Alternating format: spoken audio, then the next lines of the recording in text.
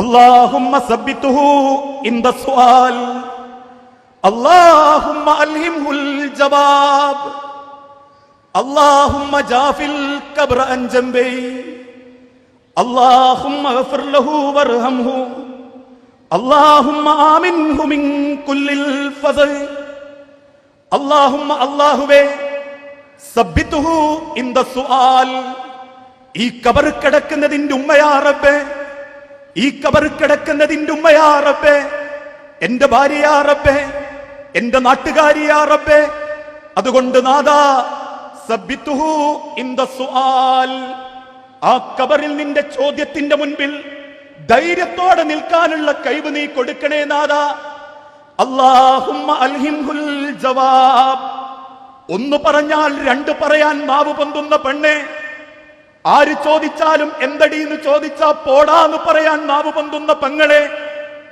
അല്ലാഹുമ്മ അൽഹിംഹുൽ ജവാബ് ആറടി മണ്ണിൽ വെച്ച് പടച്ച റബ്ബ് ചോദിക്കുന്ന ചോദ്യത്തിന് തർക്കുത്തരമായി പോകാതെ നിനക്ക് തൃപ്തകരമായ മറുപടി കൊടുക്കാനുള്ള കഴിവ് നീ കൊടുക്കണേ നാദാ അല്ലാഹുമ്മ ജാഫിൽ ഖബ്റ അൻ ജംബി ഏതൊരു മയ്യത്തിനെ ഖബറിലേക്ക് വെക്കുമ്പോഴും ആ ഖബറിന്റെ ഭയാനകത ഖബറാളിയൊന്ന് അറിയിക്കാൻ വേണ്ടി പടച്ച റബ്ബ് ഖബറിന്റെ രണ്ട് ഭാഗങ്ങളും ഇടുക്കിക്കളയും ആ ഇടുങ്ങലിൽ തന്റെ വാരിയലുകൾ കോർത്തുപോകുമാറ് ആ ആത്മാവ് കരയുമ്പോ വിങ്ങിപ്പൊട്ടിയ കണ്ണോടുകൂടി ലോകത്തിന്റെ പ്രവാചകൻ പഠിപ്പിച്ചൊരു വാക്കുണ്ട് മനുഷ്യരെ ആ കരച്ചിലെങ്ങാനും ഖബറിന്റെ മുകളിലുള്ള ആളുകൾ കേട്ടിരുന്നെങ്കിൽ ആയുസ്സിൽ ഒരിക്കൽ പോലും ഒരു മയ്യത്തുമായി അവർ ഖബറിന്റെ അരികിലേക്ക് വരില്ലായിരുന്നു അല്ലാഹുമ്മ ഉഗ്ഫിർ ലഹു വർഹംഹു അല്ലാഹുമ്മ ആമിൻഹു മിൻ കുല്ലിൽ ഫസൽ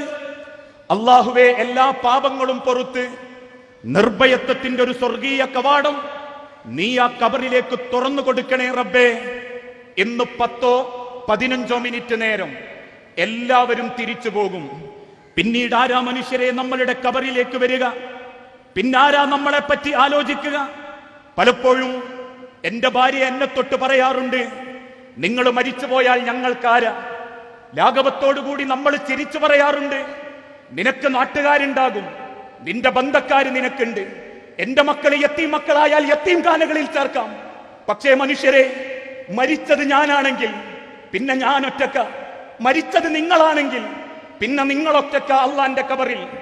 ആ ഖബറിലേക്ക് കൊണ്ടുപോകാൻ മാത്രം എന്തുണ്ട് മനുഷ്യരെ നമ്മളുടെ കയ്യിൽ?